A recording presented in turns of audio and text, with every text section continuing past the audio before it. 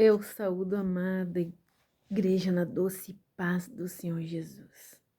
Todos os amados irmãos em Cristo e todos os amados irmãos da raça humana.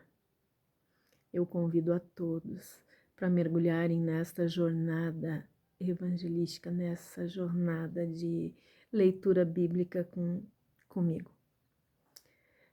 Lembrando que nós começamos a leitura no capítulo de Gênesis, lá. Então, nós já estamos no 16º capítulo hoje, e eu convido a todos para acompanharem nas suas Bíblias e para mergulharem com nós. Essa foi uma forma que nós temos encontrado de alcançar as pessoas que querem, que desejam muito conhecer a palavra de Deus e que estão encontrando problema no vocabulário, que estão encontrando problema para entender a palavra de Deus. Ela é muito simples, queridos. Deus é simples e o que Ele diz na palavra dele é exatamente o que Ele quer dizer. Estejam certos disso. Então nós vamos ler com os amados irmãos, vamos conversar um pouquinho sobre, refletir estamos refletindo em cada capítulo, né? E eu desejo que todos vocês possam ser abençoados pela palavra do Senhor.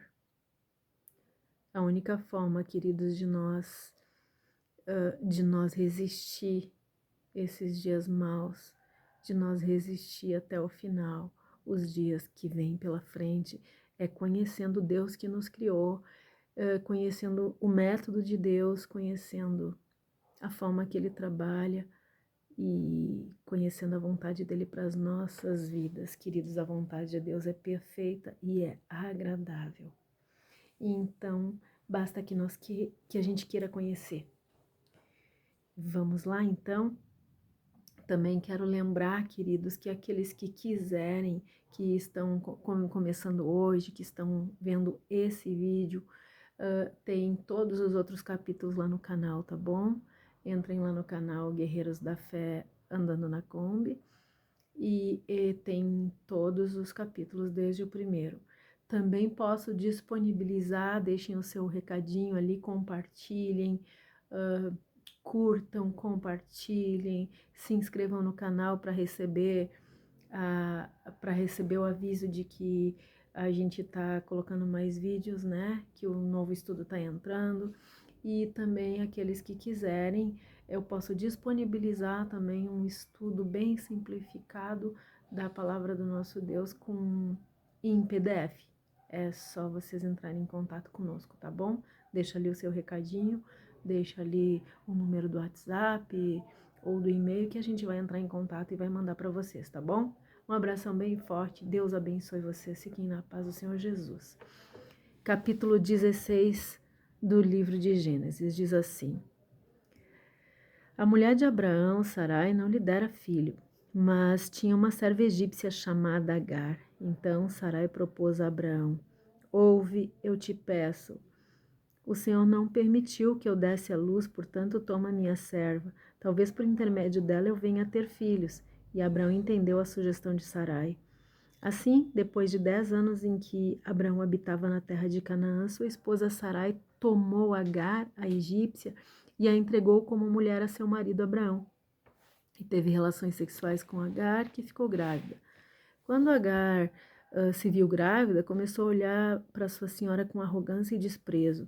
E então Sarai queixou-se a Abraão: Tu és responsável pela injúria que me está sendo feita. Coloquei minha serva em teus braços e desde que se viu grávida, ela começou a tratar-me com desprezo. Que o Senhor faça cair sobre ti a afronta que venho sofrendo. Queridos, aqui nós vemos o grande problema de tentar dar uma ajudinha para Deus. Sarai não confiou em Deus e quis fazer da forma que ela achava certo. As consequências são terríveis. Sempre que a gente tenta dar uma ajuda para Deus, as consequências são terríveis. Não tente fazer isso, querido. Confia no plano de Deus. Confia que tudo que Ele escreveu, tudo que Ele mandou escrever nesta palavra, se cumpre. Segue os princípios de Deus, não quebra de jeito nenhum. Mesmo, por mais difícil que as coisas estejam e pareçam, não quebra os princípios de Deus. Olha na palavra dele. Se quebra os princípios de Deus, pode ter certeza que ele não está nesse negócio. Sarai pagou um preço muito alto por conta de ter agido da forma que ela achou que era certa. Ela devia esperar, mas como ela já tinha muita idade, ela não confiou que ela iria engravidar.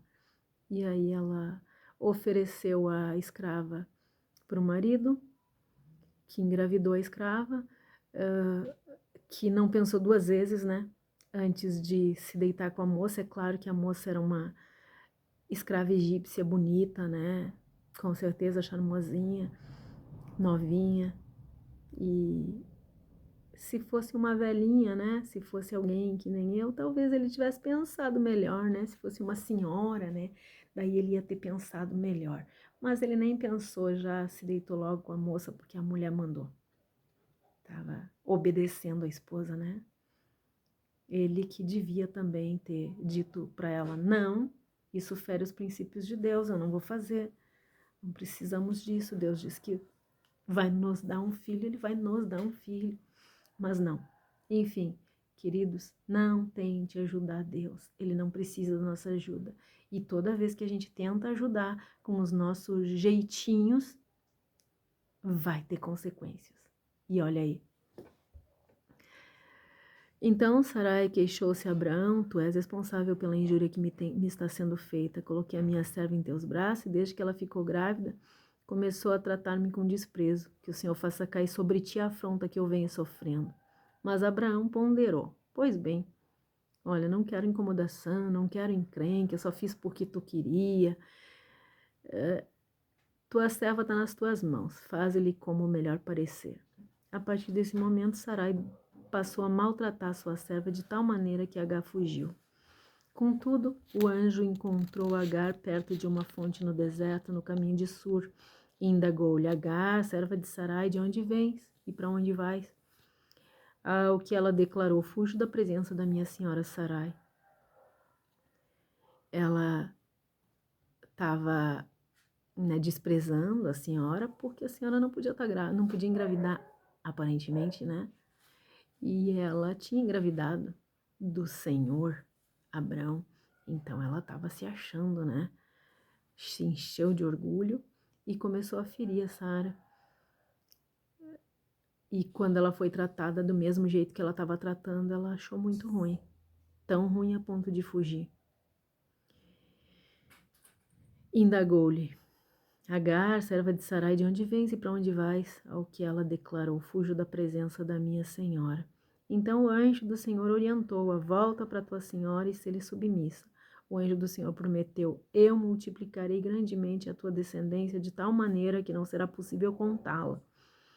E o anjo do Senhor concluiu: estás grávida e darás à luz a um filho, e tu lhes darás o nome de Ismael, porquanto o Senhor te socorreu em teu sofrimento. Contudo, ele será como um jumento selvagem do deserto. Ele lutará contra todos e todos guerrearão contra ele. E ele viverá em hostilidade contra todos os seus parentes. O Senhor que lhe falou, Agar, deu este nome: tu és El-Roi, o Deus que me vê, pois Deus havia falado com ela e ela questionara a si mesma: teria eu visto aquele que me vê?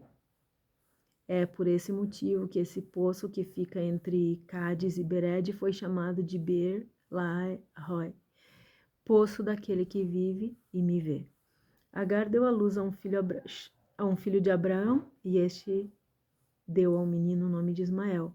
Abraão tinha 86 anos quando Agar o fez pai de Ismael. Queridos, a gente está vendo aqui as consequências são grandes, né? As consequências da desobediência sempre são grandes. O ser humano é incrivelmente frágil e isso faz com que a caminhada na fé não seja tão fácil. Muitos começaram a andar com Deus, mas eles caíram no lamaçal do pecado. O problema é que um erro leva a outro, que quando esses erros não são corrigidos, logo esses erros vão manchando a ficha do crente. E sem ele perceber, sua história vai sendo construída por capítulos terrivelmente vergonhosos. Abraão é nosso pai na fé, mas após atender o chamado de Deus, na primeira dificuldade, sem consultar Deus, ele tomou as suas próprias decisões.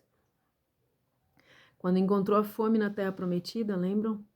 Ele foi buscar ajuda no Egito. E como um erro leva ao outro, ele mentiu sobre a sua esposa e quase abortou o plano de Deus para a vida dele.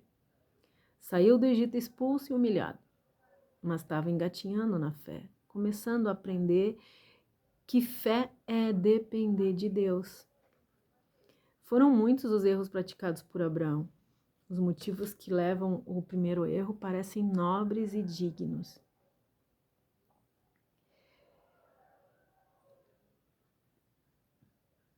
Primeiro ele foi salvar o primo Ló, abençoou Sodoma, testemunhou do seu Deus e entregou o dízimo de tudo que o rei e sacerdote Melquisedeque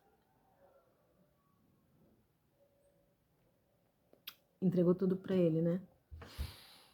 Depois ele tropeçou, cai no erro, mostrando a fragilidade normal do ser humano. O que ele mostrou é que a fragilidade normal do ser humano derruba qualquer crente, qualquer. No capítulo 15, nós vimos Abraão foi declarado justo depois de uma série de erros, né? Ou melhor, ele foi declarado justo e depois ele fez uma sequência de erros incríveis. Queridos, a salvação é graça soberana de Deus, mas a santificação exige esforço, atenção, vigilância. A santificação é uma obra contínua do crescimento do crente na graça, até que o crente seja vestido da justiça de Cristo e não sinta mais prazer pelo pecado. E aí o crente nasce de novo e se torna um cristão genuíno. É claro que o crente está sujeito a cometer erros. Ele odeia o pecado, porque sabe que foi a causa do sofrimento do Filho de Deus. No capítulo 16, foi Sara quem induziu Abraão a errar, como foi com Eva no Éden. E Abraão, sem vigiar, como fez Adão, aceitou se deitar com Agar. E foi uma terrível e grande desgraça para o casal do Éden, né? Tanto quanto foi para o casal da fé. Depois de Agar dar à luz, a situação ficou muito difícil entre as duas mulheres. Pense. A ponto de tornar impossível a escrava egípcia continuar morando na casa de Abraão. Ao sair rumo ao deserto, Agar teve um encontro com Deus, que revelou seu cuidado a uma mãe solteira, humilhada e desprezada. Embora Ismael seja o fruto de erros, a gente percebe aqui que mesmo que ele tenha sido fruto dos erros, Deus não trata. Não é assim que Deus trata ele, não é assim que Deus nos trata. Mesmo quando nós somos frutos de erros e mesmo quando os nossos filhos muitas vezes são fruto do erro, ele não trata desse jeito. Muito pelo contrário, olha o que ele fez com Ismael. Além dele incluir Ismael na profecia, foi o primeiro bebê que teve um nome que realmente foi Deus que deu. Deus deu o primeiro nome a esse bebê. Primeira vez que Deus dá um nome a um bebê na Bíblia é o nome de Ismael.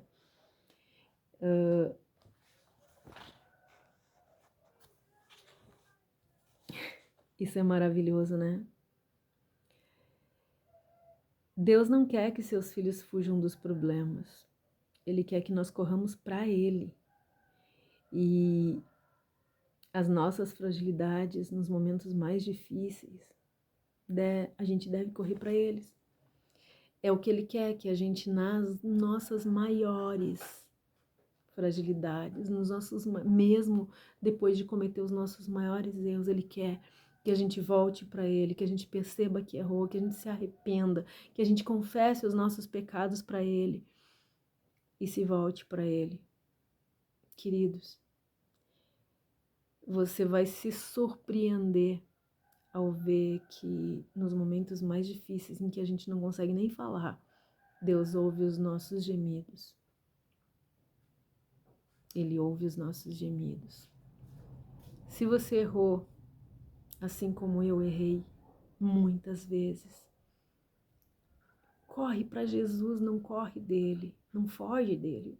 Corre para Ele, corre em direção a Ele, confessa o teu pecado, diz: eu pequei, eu preciso de ajuda. E Ele vai te levantar. Lembra que Ele disse assim que: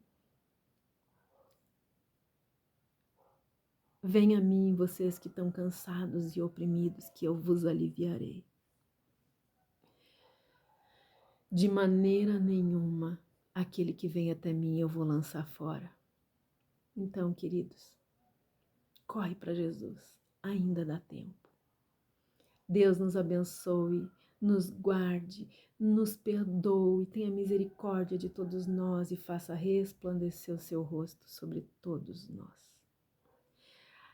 Um forte abraço e até o próximo capítulo, em nome de Jesus. Amém.